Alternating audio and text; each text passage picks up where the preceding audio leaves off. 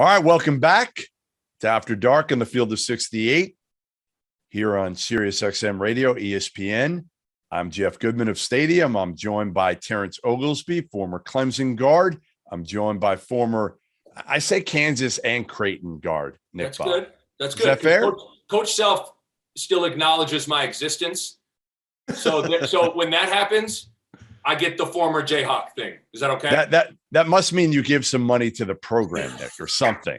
That would be the only reason he would acknowledge your existence after you left him after 2 years. I gave them tuition because I was a preferred walk-on. So how about that? There you go. You gave him money. You did. You gave him money. All right. The Baylor Bears get an overtime win in Stillwater tonight.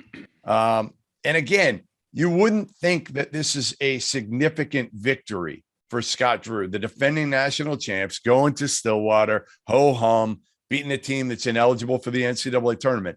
This one is absolutely significant. They're still without L.J. Cryer. Everyday John is done for the year in a serious knee injury. Adam Flagler missed last game, came back this game, and played fairly well. He had 29 points. 29. He played great. Yeah, he played great. To me, he looked good 2 games ago when I saw him in Waco against Texas, and then he sat out last game probably to rest his injury a little bit. I was starting to get worried. I'm not that worried, guys. I'm not that worried as long as LJ Cryer can get healthy. If he can get healthy, I'll put this team, especially with Jeremy Sohan, the freshman, playing some 5. I love this team, T.O. I know without Everyday John, it worries me a little bit defensively against certain matchups, but they just got to get healthy, and I'm going to pick them to go back to the Final Four.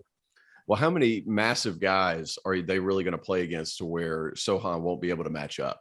That's really the question. But if you don't play somebody from the Big Ten, are you really going to face a 5 guy that he won't be able to guard? Good point. That's the big thing. I think Sohan, as far as guarding a 5-man is concerned, he plenty of capability to do that. Now, Flo Thamba, he's going to have to play some more minutes, obviously. I'm not sure quite how many he did today, but he ended up with 8 and 7. He's a little bit more used, but it all comes down to their guards, guys. I mean, Matthew Meyer has been fine. He hasn't been as good as what a lot of people thought coming into the season. But once Baylor gets their guards back in order, they are so good at moving the basketball and attacking off the catch. And Flagler was terrific tonight. If they didn't have him tonight knocking down shots, was he 7 of 13 from 3? Yeah, knocking down shots, and they were tough. Yeah, they were tough. Yeah. They get him and LJ Cryer coming back. That ball is going to start moving again, and guys are going to be able to do what they're good at, namely Meyer, because he's not somebody that's going to create by himself. He's somebody that's going to create off the catch. You saw a little bit of that tonight with Flagler coming back. But once that ball moves for Baylor, they can be really, really good. And I like it offensively too, with Sohan playing the 5 as well, because then you can go some more 5-out stuff, and then you can attack the rim that way. Yeah, I worry about him a little bit, Nick, defensively, again, with Sohan.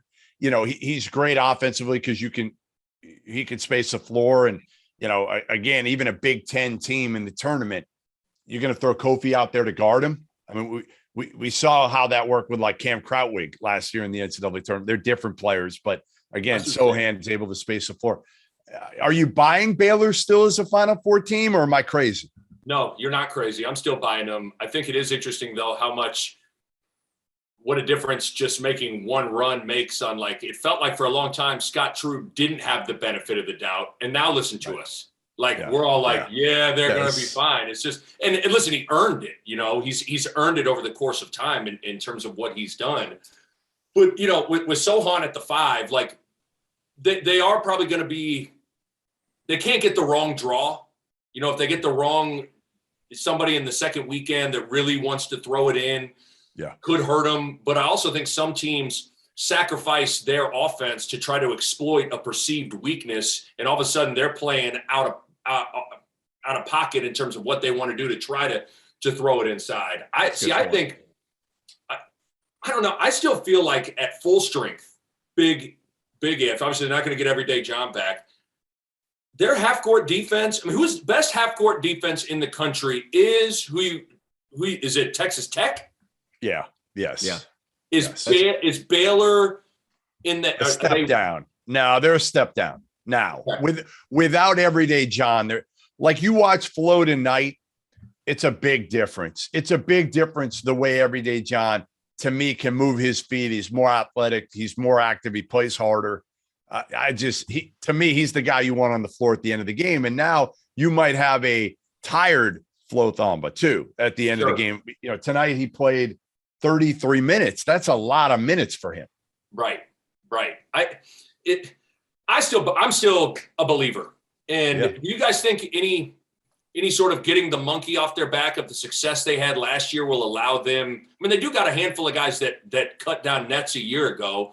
Right. Do you buy into that at all? That they're going to be a little more comfortable than maybe some other teams on a variety of levels? Terrence? I think that plays into it, but I think this is a second weekend team. I'm not sure this is a Final Four team, and it has mostly to do with health concerns. I think that Tchamwa Tchatchoua, he is so valuable at the end of games because of his toughness. And you guys know, and you've been to several tournaments, Nick, as a player and I'm sure going as well. Like, it gets so much more physical. And he is the ultimate physical guy that can play through all that contact, especially on the defensive end, and grab that tough rebound. And he is the epitome of a toughness team first guy. I think that loss was a lot bigger than people realize because it's huge, but he was also the lead communicator on defense too. I went to watch them at the Battle for Atlantis whenever they went down and won that. That guy's the one chirping the whole time. He's calling out ball screen coverages. He's calling out where guys are at. Like, other guys do it too because they're so well coached. Hey, we've talked about it. Scotch Drew is 1A right now. In my mind, he's 1A, but they're dealing with injuries, and that one is significant in my opinion. Listen, I'm not saying they can win 6 straight. Okay. I don't think they can win 6 straight without Everyday John. I think they can win 4 straight. And a lot of it is the culture and the chemistry. Being around, I was there in the preseason. I was there again all of last weekend in Waco for that Texas game. And like Kendall Brown, like I'm in love with Kendall Brown. He might be my favorite player in the entire country. And nobody talks about him. Why? Because he's all about team. Right. That dude could want and take 15, 18 shots a game.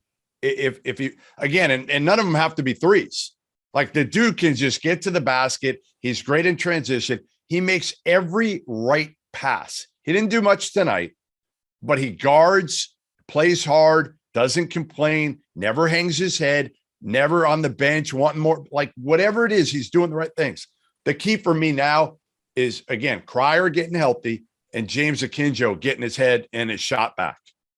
Like, that's the thing. You could tell it's in Akinjo's head right now with his perimeter shot. He was so good early in the year. And Sean Miller, who we work with, he coached him last year, and he said he has a tendency to kind of go through these phases, these funks a little bit. And right now, that's kind of the problem. He's going through one of those funks. All right. He's been asked to do so much more lately too. Sure. With all the injuries, like they put the ball in his hands and they're running a lot more ISO ball screen sets as opposed to moving it and then running into ball screens.